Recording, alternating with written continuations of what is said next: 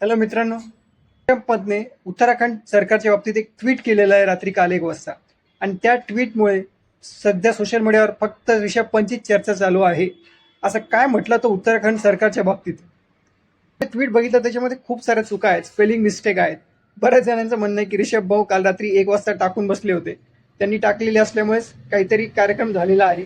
ऋषभ पंत त्या ट्विटमध्ये ऋषभ पंतने काय म्हटलंय, त्याने उत्तराखंड सरकारला एक विनंती केलेली आहे, रिक्वेस्ट केलेली आहे. त्याचं म्हणणं आहे की मी मागच्या 3 वर्षापासून उत्तराखंडमध्ये एक जागा शोधतोय, ज्या जागेवर मला मोठं घर बांधायचं आहे, चांगलं घर बांधायचं आहे.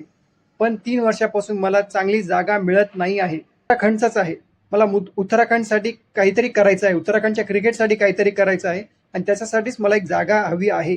मी सध्या दिल्लीमध्ये राहतो, पण मला दिल्लीवरून उत्तराखंडला शिफ्ट व्हायचं आहे आणि मागच्या 3 वर्षापासून मी यासाठी प्रयत्न करत आहे, तरीही मला उत्तराखंडमध्ये जागा मिळत नाही आहे. उत्तराखंड सरकारसाठी कॅम्पेन सुद्धा केलेलं आहे. उत्तराखंडचे जे टुरिझम आहे त्याला प्रमोट करण्यासाठी कॅम्पेन केलं, तेव्हाही मला सांगितण्यात आलं होतं की मला जागा मिळेल, पण मला अजूनही जागा मिळालेली नाही.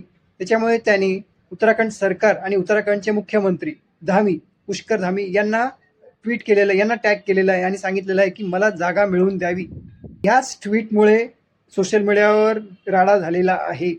आता याच्यावर जे मुख्यमंत्री आहे उत्तराखंडचे धामी, त्यांनी रिप्लाय केलेला आहे आणि त्यांनी सांगितलंय की तू उत्तराखंडचा भूमिपुत्र आहे, तू उत्तराखंडचं नाव मोठं केलेलं आहे, उत्तराखंडसाठी तू खूप काही केलेलं आहे, नक्कीच आम्ही कार्यवाही करू आणि तुला लवकरात लवकर जागा मिळेल असं त्यांनी म्हटलेलं आहे. ट्विट बघितलं, त्याच्यामध्ये खूप साऱ्या चुका आहेत, स्पेलिंग मिस्टेक आहेत.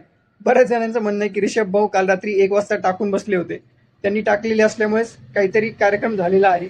ठीक आहे ना, टाकलेले असल्यामुळे कदाचित त्याचा तो घाबरला नसेल ट्विट करताना आणि जे काही मनात आहे तो सगळं त्या ट्विटमध्ये बोलून गेला.